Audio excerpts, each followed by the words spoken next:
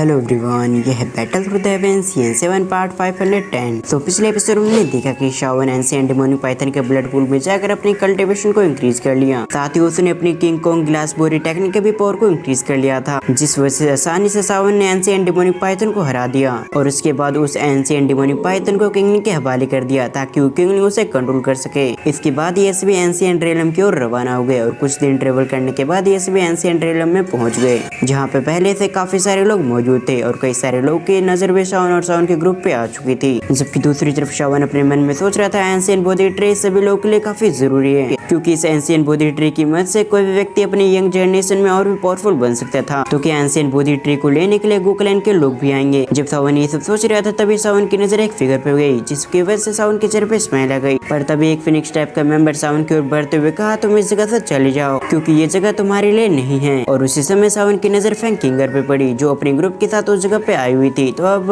आ गए। इस पार्ट की शुरुआत बेस के आगे से होती है, जहाँ सभी लोग फैंग किंगर और शाओन को देख रहे थे, क्योंकि इन सभी को लग रहा था कि इस जगह पे एक जबरदस्त बैटल होगी। जबकि शाओन की बात की तो वो फैंग किंगर को देखने के साथ ही उसके चेहरे पे स्माइल आ गया। तभी शाओन अपने टीममेट से कहता है, हमें इन फालतू लोगों को इग्नोर करके आगे बढ़ना होगा और तुम सभी भी इसकी बातों को इग्नोर करो। ये कहने के साथ ही शाओन आगे जाने के लिए आगे की ओर बढ़ने लगा। जबकि दूसरी तरफ शाओन की इन बातों को सुनने के बाद तो फैंग किंगर को बिल्कुल भी अच्छा नहीं लगा। इसीलिए फैंग किंगर ने अपनी पावर को एक्टिवेट करते हुए अपनी एनर्जी को चारों तरफ रिलीज कर दिया और फैंग किंगर की अब की एनर्जी पहले वाले से काफी स्ट्रॉन्ग लग रही थी। तभी फैंग किंगर ने एक पावरफुल अटैक शाओन पे कर दिया। जबकि दूसरी तरफ फैंग किंगर के अटैक को अपनी ओर आता देख शाओन अपनी जगह से बिल्कुल भी नहीं हिला और अगले पल आसानी से शाओन ने उसके अटैक को पकड़ लिया। जबकि इससे पहले फैंग किंगर कुछ रिएक्ट कर पाते, उससे पहले शाओन ने उसी के अटैक के थ्रू अपने हेवनली फ्लेम को पास करने लगा। दूसरी तरफ ये देखने के साथ ही फैंग किंगर का एक्सप्रेशन चेंज हो गया, क्योंकि उसने पिछली फाइट में शाओन के हेवनली फ्लेम की ताकत को देख लिया था। इसीलिए फैंग किंगर को मालूम था कि शाओन के हेवनली फ्लेम उसे काफी नुकसान पहुंचा सकती है। ये सोचते हुए फैंग किंगर ने अपने पिछले अटैक के स्पिरिचुअल एनर्जी से अपने कनेक्शन को तोड़ दिया। यानी कि फैंग किंगर ने जो अटैक अभी शाओन पे किया था वो अभी भी स्पिरिचुअल एनर्जी से फैंग किंगर कनेक्टेड थी। इसीलिए जल्दी से फैंग किंगर ने अपने कनेक्शन को उससे तोड़ लिया। साथ ही फैंग किंगर ने अपनी बॉडी से एक अजीब से स्पिरिचुअल एनर्जी को रिलीज किया और इस अजीब से एनर्जी को महसूस करके शाओन को एंशिएंट रेलम के अंदर हेवन डिवाइन फिनिक्स टाइप के एंसेस्टर की याद आ रहा था, क्योंकि फैंग किंगर के अंदर से निकलने वाली एनर्जी बिल्कुल उसी एंशिएंट डिवाइन की तरह लग रहा था। ये सोचते हुए शाओन अपने मन में कहता है, जरूर फैंग किंगर ने अपने एंसेस्टर की मदद से अपने स्ट्रेंथ को इम्प्रूव किया होगा, तभी जाकर फैंग किंगर ने अपनी स्ट्रेंथ को इतनी जल्दी इंक्रीज कर लिया। इधर शाओन ये सब सोच रहा था, तब दूसरी तरफ हम फैंग किंगर को देखते हैं, जो काफी गुस्से से शाओन की ओर देख रही थी। तभी फैंग किंगर ने शाओन की ओर देखते हुए कहा, तुम्हारी वजह से मुझे काफी तकलीफ का सामना करना पड़ा, क्योंकि अगर तुमने हमें एंशिएंट ड्रेगन्स के अंदर एंशिएंट ड्रैगन फ्रूट हमें दे दिया होता तो हमें हमारे ट्रैप की ओर से पनिशमेंट नहीं दिया जाता। पर न केवल तुम्हारी वजह से हमें पनिशमेंट दिया गया, बल्कि हमारी काफी बदनामी भी हुई। जबकि उन्हें भी इस बात का अंदाजा था कि अगर वो अपने क्लैन वापस खाली हाथ जाते हैं तो उन्हें काफी पनिशमेंट का सामना करना पड़ेगा। इसीलिए उन्होंने अपनी पनिशमेंट को कम करने के लिए उस जगह से काफी सारे बोन्स को ले गए थे, लेकिन उन बोन्स के अंदर काफी कम ब्लड मौजूद था,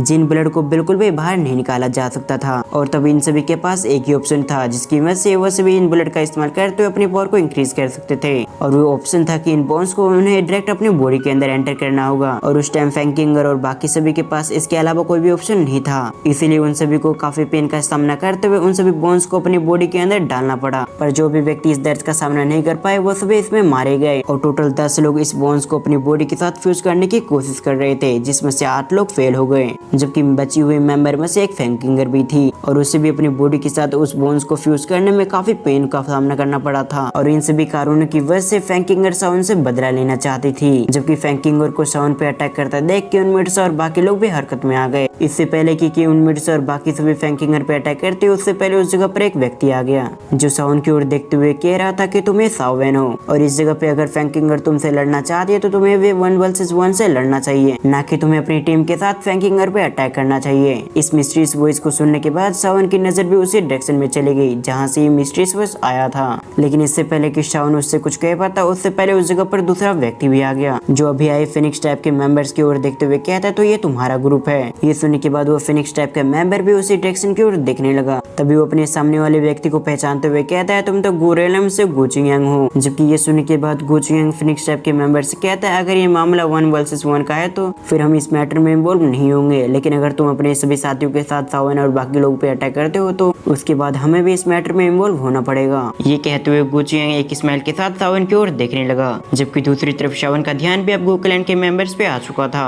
और तभी शाओन की नजर योनूर पे भी आ गई। उसकी ओर देखते हुए सावन की स्मेल और भी बड़ी हो गई। साथ ही सावन को ये भी समझ में आ चुका था गु जिंग और बाकी सभी सावन की इसलिए मदद कर रहे हैं क्योंकि यूनिट नहीं चाहते कि सावन के लिए कोई परेशानी खड़ी हो। और इसके अलावा ये भी बात है भले ही गूगल एंड फिनिक्स टाइप से काफी पावरफुल हो, लेकिन इतनी जल्दी गूगल एंड फिनिक्स टाइप के मामलों में टांग नहीं अड़ाती। पर यूनिट की वजह से अभी की सिचुएशन थोड़ा सा अलग था। दूसरी तरफ हम यूनिट को देखते हैं जो फिलहाल सावन की ओर देख रही थी और सावन की ओर देखते हुए यूनिट के चेहरे पे भी स्माइल आ गई। जबकि गु जिंग की बातों को सुनने के बाद उस फिनिक्स टाइप के मेंबर की नजर सावन और यूनिट पे पड़ गई जो फिलहाल के लिए एक दूसरे की ओर देख रहे थे और उसे जल्दी समझ में आ गया कि सावन गूगल एंड से किसी तरह से कनेक्टेड है। इसीलिए उस हेवन डिवन फिनिक्स टाइप के मेंबर ने अपने कदम को पीछे लेते हुए फैंकिंगर से कहा अगर तुम अकेले सावन से लड़ना चाहते हो तो फिर तुम लड़ सकती हो। जबकि उसकी ये बातों को फैंकिंगर ने भी समझ लिया। इसलिए फैंकिंगर सामने आते हुए सावन से कह दिया अगर तुम्हें हिम्मत है तो मेरे चैलेंज को एक्सेप्ट करो और मुझसे फाइट करो। इस चैलेंज को सुनने के बाद सावन की नजर भी फैंकिंगर पे आ गई। साथ ही वो अपने आसपास के माहौल को देखते हुए अपने मन में कहता है इस जगह पर काफी सारे लोग मौजूद हैं और इस जगह पे आए हुए सभी व्यक्ति एंशिएंट बोधी ट्री को लेना चाहते हैं। इसलिए सही समय है कि मैं अपनी पावर को सबके सामने रिवील करूं ताकि आगे जाकर ये सभी मुझसे फाइट करने के बारे में ना सोच सके। ये सोचते हुए सावन ने फैंकिंगर के इस चैलेंज को एक्सेप्ट कर लिया। वैसे देखा जाए तो इस जगह पर सावन काफी पावरफुल था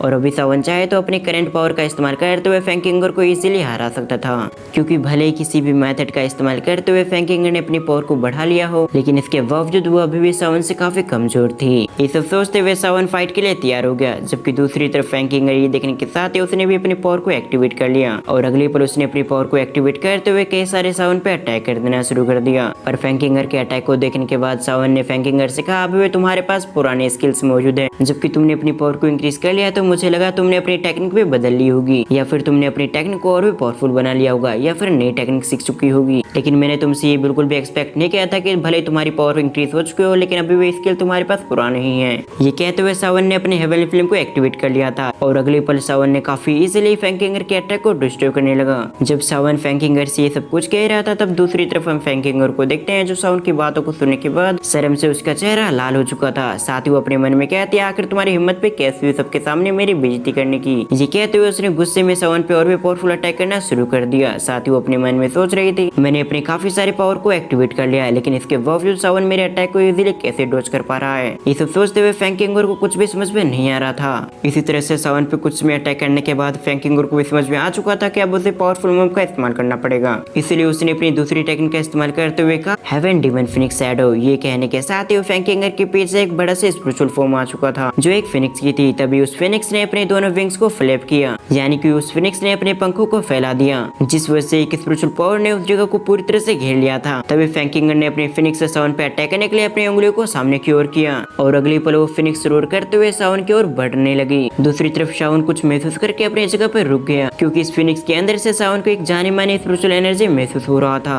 तभी सावन ने अपने मन में कहा ये तो उसी एंशिएंट फिनिक्स की पावर है। जबकि दूसरी तरफ सावन को अपनी जगह पर रुका देखकर फैंकिंगर को ऐसा लग रहा था कि सावन उसके अटैक से काफी डर चुका है। इसीलिए अब सावन के अंदर इतनी भी हिम्मत नहीं बची कि उसके अटैक को ब्लॉक करने के बारे में सोच सके। ये सब सोचते हुए फैंकिंगर की स्मेल और भी इंटेंस हो गई। तो फैंकिंगर सावन से कहती है तुम अब मेरे इस अटैक से बिल्कुल भी नहीं बचोगे। जैसे फैंकिंगर के शब्द सावन के कानों में गए उसी समय सावन के बॉडी से एक गोल्डन कलर की एनर्जी निकलने लगी। इसके अगले ही पल फैंकिंगर की फिनिक्स भी काफी स्पीड से सावन की बॉडी से टकरा गई और जैसे वो फिनिक्स सावन की बॉडी से टकराई उसी समय उस जगह पे एक धमाका हुआ और उस धमाके की एनर्जी चारों तरफ फैल गई और ये स्पिरिचुअल एनर्जी इतनी स्ट्रॉन्ग थी कि सभी को कुछ कदम पीछे जाने पे मजबूर कर दिया। फिर हम कुछ समय बाद देखते हैं जहाँ सावन मौजूद था और चारों तरफ सिर्फ धूल ही धूल फैला हुआ था। तभी उस जगह पे मौजूद सभी लोग बातें करने लगे कि वो लड़का काफी घमंडी था क्योंकि वो लड़का भूल चुका था कि उसके और फैंकिंगर के बीच बहुत बड़ा गैप है और उस लड़की की घमंड की वजह से आज वो लड़का मारा गया। जब इन सभी को लग रहा था कि सावन मर गया तब दूसरी तरफ हम फैंकिंगर को देखते हैं उसे भी ऐसे ही लग रहा था कि उसके अटैक से सावन की डेथ हो चुकी है जिस वजह से उसके चेहरे पे स्माइल आ गई। पर इससे पहले फैंकिंगर कुछ रिएक्ट करते उससे पहले हम उसी जगह को देखते हैं जहाँ पर फिलहाल के लिए धूल मौजूद था। उस धूल के अंदर से एक पावरफुल स्पिरिचुअल एनर्जी निकलती है जो गोल्डन कलर की चमक रही थी। लेकिन अगले पल वो फिगर अपने नॉर्मल रूप में आते हुए काफी स्पीड से फैंकिंगर की ओर बढ़ने लगा। जबकि अचानक से अपने सामने एक फिगर को देखने के साथ ही फैंकिंगर पूरी तरह से सरप्राइज हो गई और मुझे बताने की जरूरत नहीं पड़ेगा कि उसके सामने कौन था। लेकिन इससे पहले फैंकिंगर कुछ भी करते उससे पहले सावन ने एक रैप्टर फैंकिंगर के चेहरे पे दे मारा। आपको ये वीडियो कैसी लगी आप मुझे कमेंट करके जरूर बताएं और अगर आप इस सीरीज का नेक्स्ट पार्ट देखना चाहते हैं तो इस वीडियो पे 1K लाइक कंप्लीट करें। तो वीडियो को फुल वॉच करने के लिए थैंक्स फॉर वॉचिंग।